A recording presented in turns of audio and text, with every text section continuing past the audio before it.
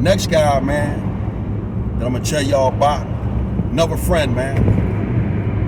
Out of all the three guys that I'm telling you about, I think Gregory King Tutt was the nicest one out of the three. Although Tutt eventually started selling drugs owing to the call of the streets, Gregory King Tutt was really a nice guy, man. That's the only way I could describe him, man. He was a hell of a nice guy. And he was a hell of a fighter, man. I knew Greg Tutt, man, because when I went to Strawberry Mansion, junior, senior high school, one of the first guys that I saw, man, was Gregory King Tutt. He was a short, stocky, muscular guy, man. And the chicks loved him, man. Tutt had the nigga had these pretty eyes, man. You know, and the chicks loved him, man. Tutt was a cool, fly guy. But when he stepped into that boxing ring, man, when Tutt stepped into that boxing ring, he was a beast, man. Me and him, we all trained up at the Champs Gym and the 23rd Pal, and Tutt would eventually make his way down South Philly and start training at Augie's Gym. The guy had a really beautiful boxing style, man. And I used to love to watch him because Tutt was a really slick boxer, man. You know, the boy was a bad boy. I seen Tutt fight a bunch of times in the pros and in the amateurs. And he was trained by a fella named Monty. Monty was a cool, slick, old head cat. And I think Monty might have had some, street dealings. He might have been one of them guys because, boxers, and gangsters, man, them dudes it's all intermingled, man. Boxing and crime. And the thing I liked about Tutt and Monty, man, they had a real good communication between them because Monty was the kind of guy, he had a real soft voice, man. But even though he spoke soft, man, Monty was the kind of dude that carried a big stick. But Monty was a cool ass dude, man.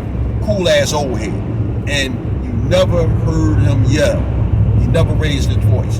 And when him and Tutt was in that boxing ring, man, it was like watching a beautiful dance because when Tutt was in the middle of the ring doing his thing, man, he would be in there rocking and rolling. And what Tutt would do, he would grab his man and clinch him.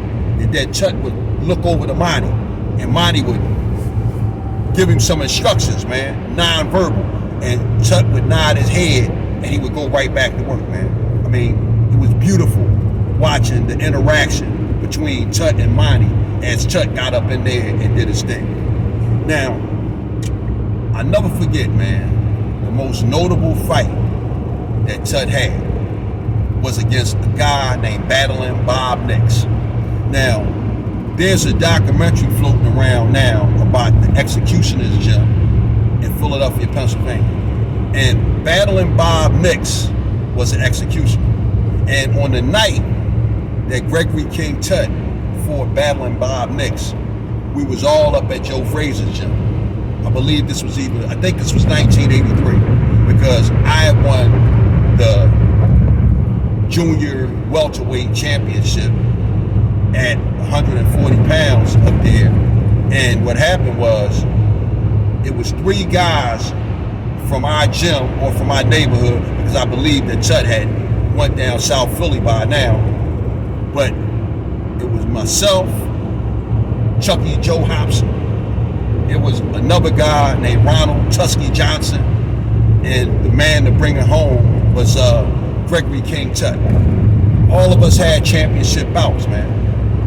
I took my guy out in the first round with a body shot, and Tusky, him and his man went the distance, but Tuss broke the boy's jaw. And then the last fight, man, the main event for that little exchange for the neighborhood of North Philadelphia was Gregory King Tutt against Battling Bob Nix. And man, let me tell you something, man. Them two dudes, man, they got up in there and they rumbled, man. And the one thing that I remember most, man, is it took Tutt's stock with me to a whole nother level.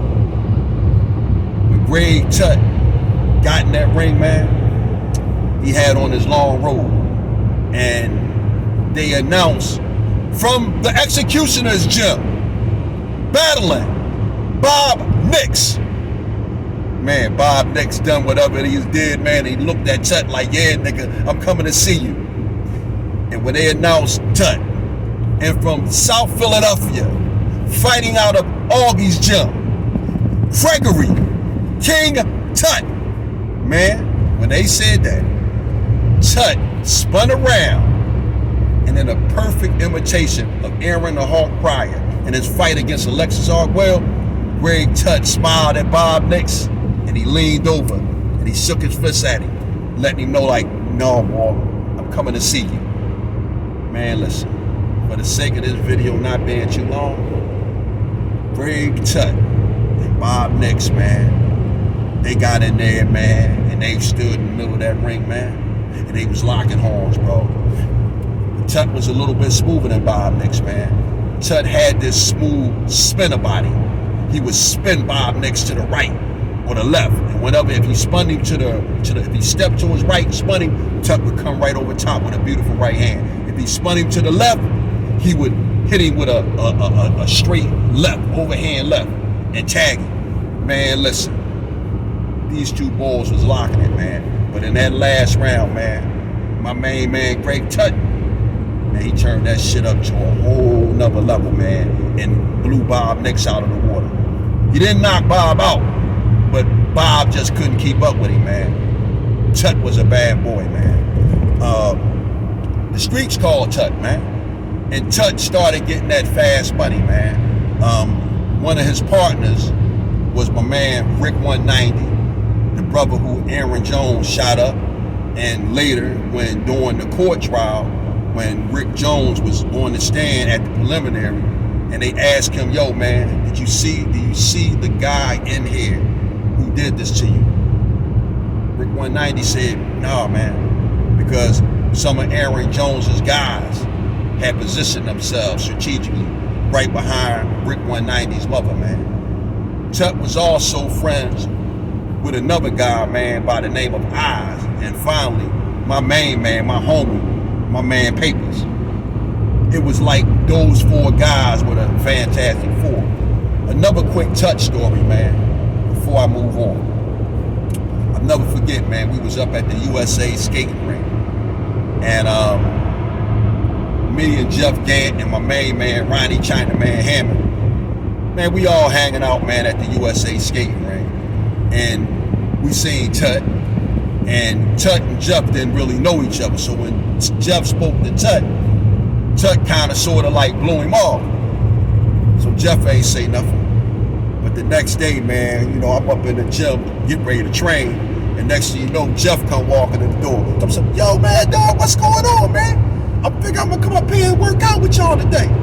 That's how Jeff talked, man. He was like, he had this baby face. He has this baby face, and he had this real light Mike Tyson type voice.